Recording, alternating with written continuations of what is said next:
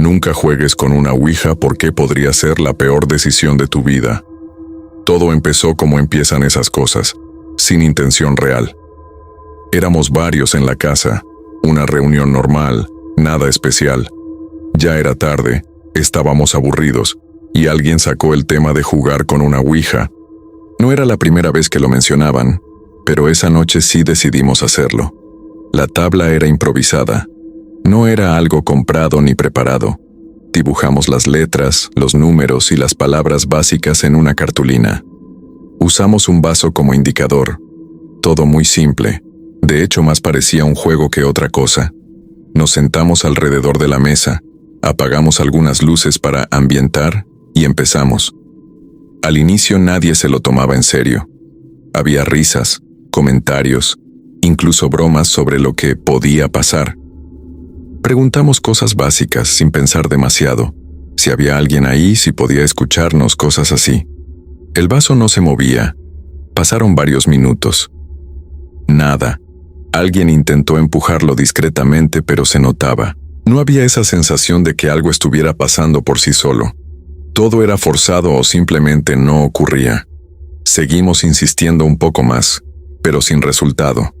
En ningún momento hubo una respuesta clara. Después de un rato nos aburrimos. Apagamos todo, guardamos la cartulina y seguimos con la noche como si nada. Nadie se quedó pensando en eso. De hecho, varios coincidimos en que no servía, que era puro sugestión o juego. La conversación cambió de tema y la noche terminó normal. Los días siguientes también fueron normales. Cada quien volvió a su rutina. Trabajo, escuela, lo de siempre. Nadie volvió a mencionar lo que habíamos hecho. Y durante ese tiempo, no pasó absolutamente nada. Por eso cuando empezaron los primeros ruidos, no los relacionamos con eso. Al principio eran cosas pequeñas, difíciles de notar si no prestabas atención. Un golpe leve en alguna parte de la casa, algo que parecía caer, pero cuando ibas a revisar, todo estaba en su lugar. Pasos, muy leves, como si alguien caminara en otra habitación. Nada constante. Nada que realmente te hiciera pensar que había algo raro, solo lo suficiente para incomodar un poco. Lo atribuimos a lo de siempre, la casa, el ruido, el movimiento natural de las cosas. Pero con el paso de los días, dejó de sentirse normal, porque no era solo el sonido, era la sensación. Esa idea constante de que había alguien más, como si nunca estuvieras completamente solo, aunque supieras que sí lo estabas. Y lo más extraño es que todo empezó días después, no cuando jugamos, no esa noche, sino cuando ya nadie estaba pensando en eso. Conforme pasaron los días, los ruidos dejaron de ser algo ocasional.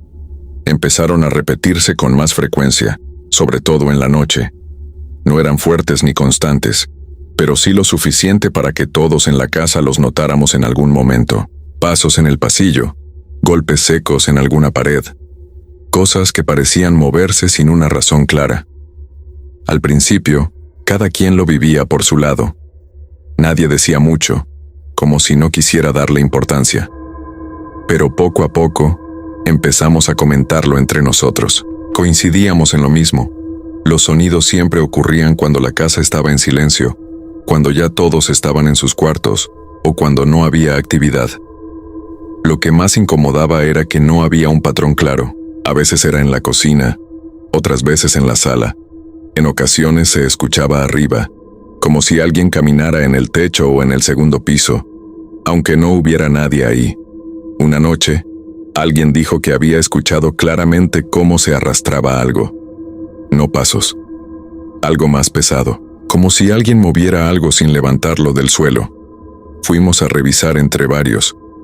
No encontramos nada. Todo estaba en su lugar.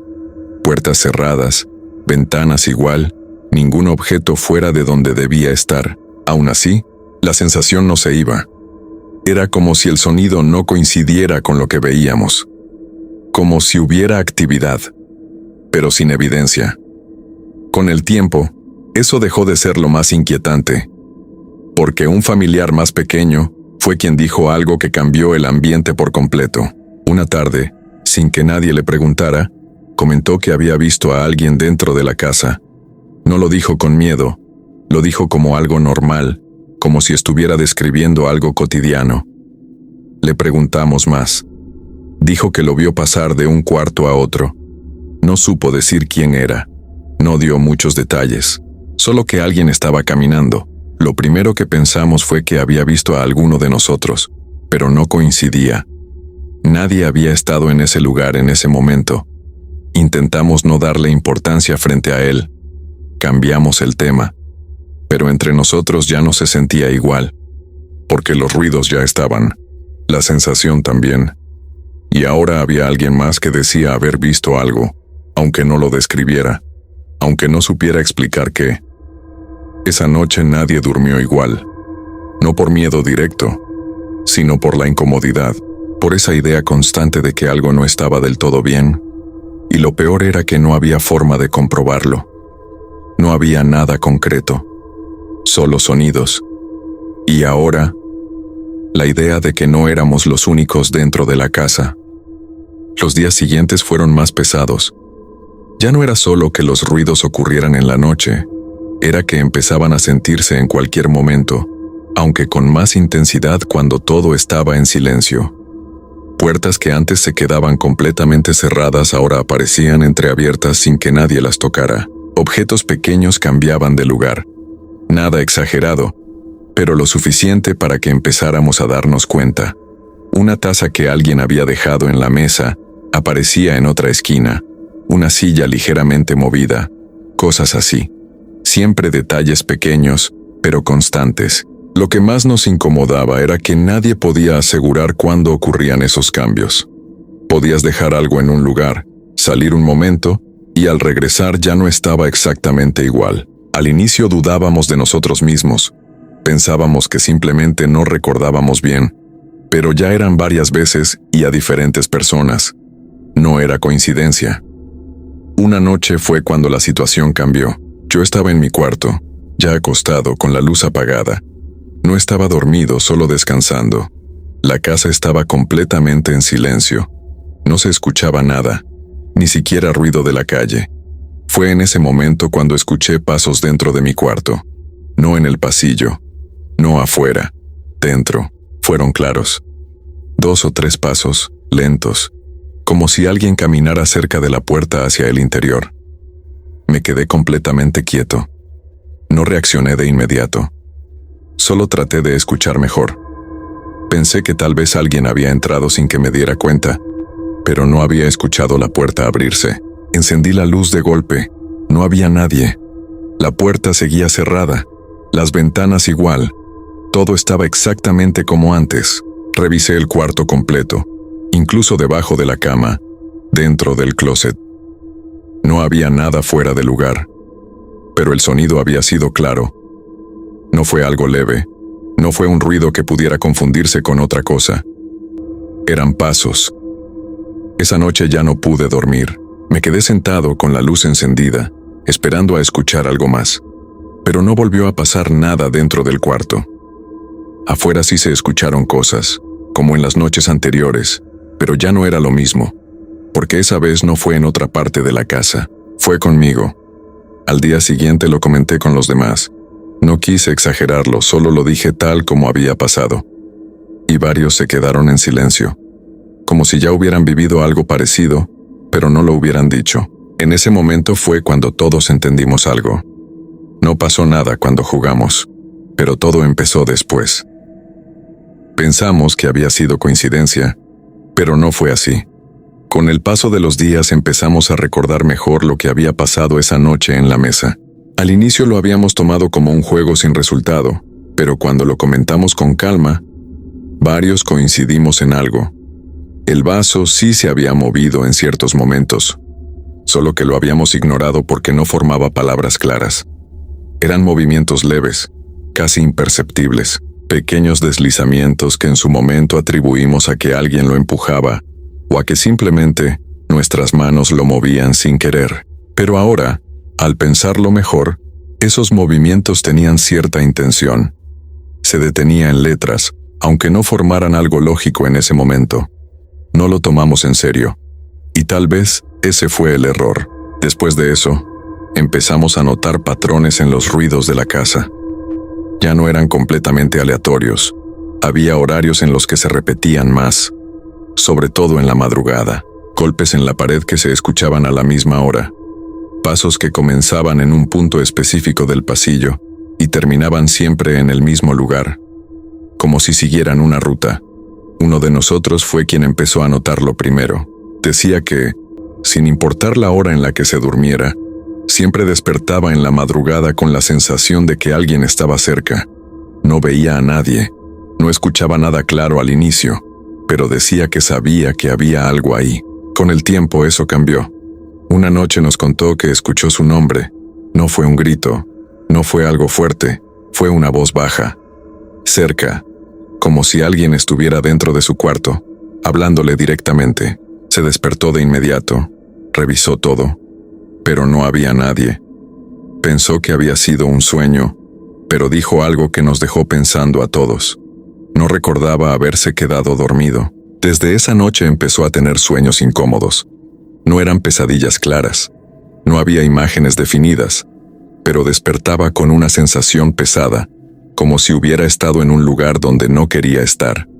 Y siempre a la misma hora. Los ruidos en la casa continuaban, los movimientos también, y cada vez era más difícil ignorarlo.